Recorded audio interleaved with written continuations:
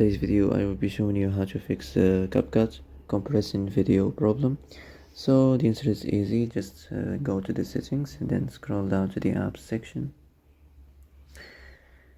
and then go to the search and search Capcut,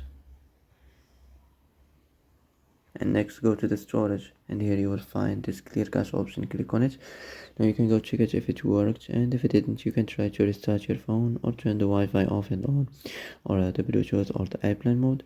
Also you can try to clear data, but be careful. If you clear data, all the Capcut's data will be deleted. This includes all files, the settings, the accounts, the databases, etc. So be careful if you want to clear your data. Well, that's it for today's video. I hope this is the answer you've been looking for.